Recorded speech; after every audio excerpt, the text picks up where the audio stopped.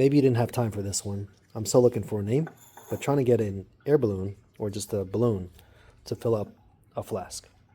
Now we showed you two ways how to do that earlier, but let's try a different way.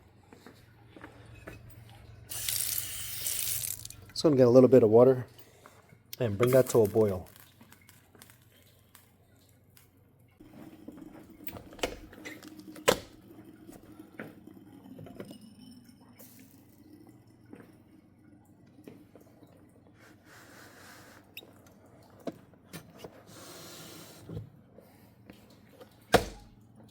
Now you shouldn't try this because that flask is very hot.